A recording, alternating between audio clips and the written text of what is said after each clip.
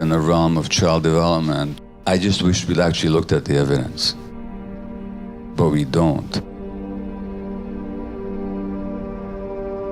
I worked in family practice for 32 years, 12 of them with hardcore drug addicts, the other 20 in a straightforward family practice. And in those years, I found that the people who got sick and didn't get sick had certain patterns.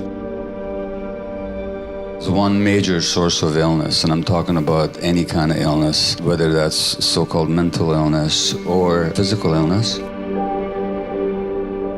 and that's childhood trauma.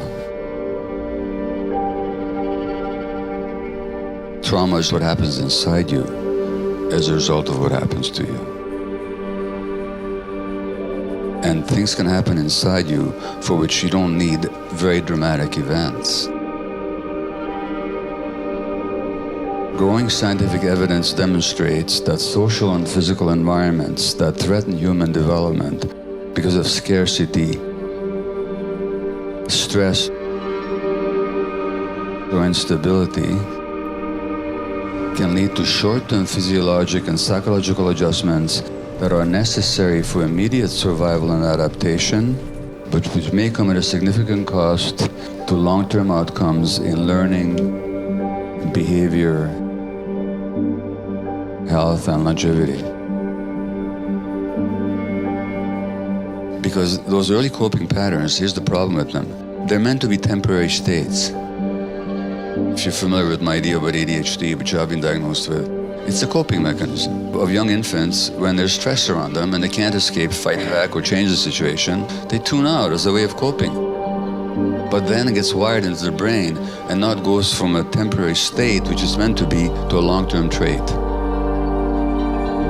There's nothing wrong with her coping that way if she could drop it once she no longer needed to be that way. But of course, that's not how it works. These coping mechanisms are unconscious, therefore they're not chosen deliberately, therefore they cannot be released deliberately either. We're not even aware of them. The reason these patterns make you ill is because it turns out that, as traditional medicinal practices have always known, you can't actually separate the mind from the body, except in medical school, but not in real life. Now, Western medicine looks at disease from a particular perspective. And you have to understand something about medicine. It's science, all right, but it's also ideology. And there's a difference between science and ideology. And ideology is a worldview that you're not conscious of, that you have hidden beliefs that you don't question.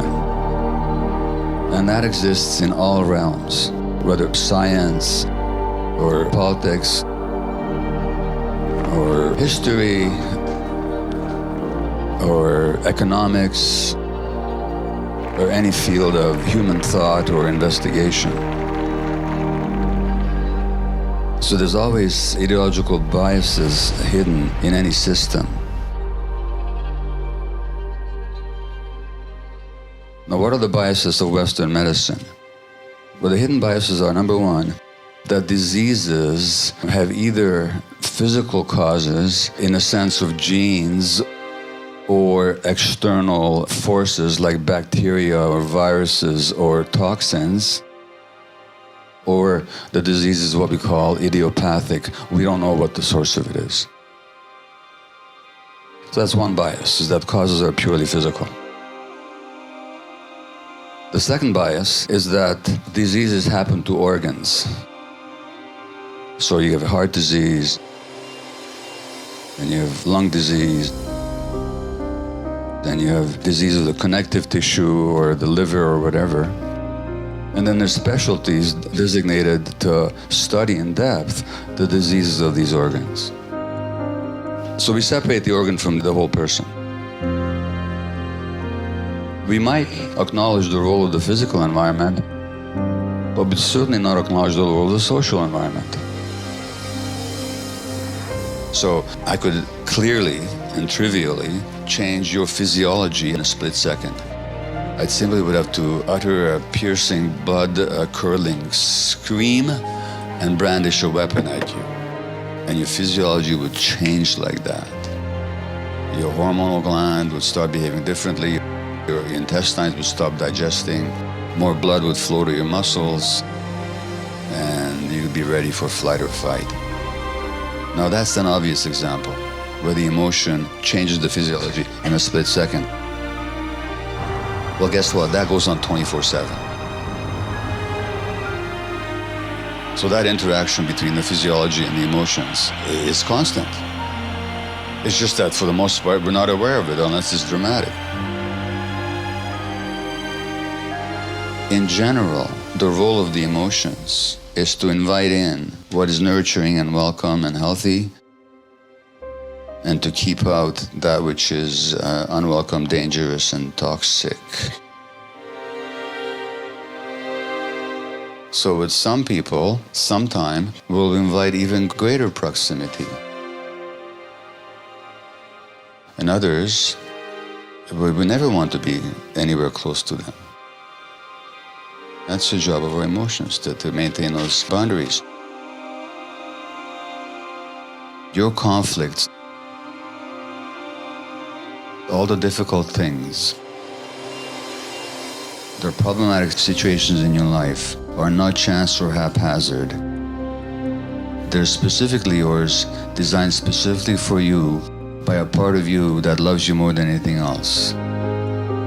The part of you that loves you more than anything else has created roadblocks to lead you to yourself. We can look at psychological problems, relationship conflicts, and illness as just problems to get rid of. Or we could look upon them as opportunities for learning and development and growth. You don't say to somebody just diagnosed with cancer, hey, great, this is a great teaching moment. But if somebody wants to learn, if they start asking why, it's a powerful teacher.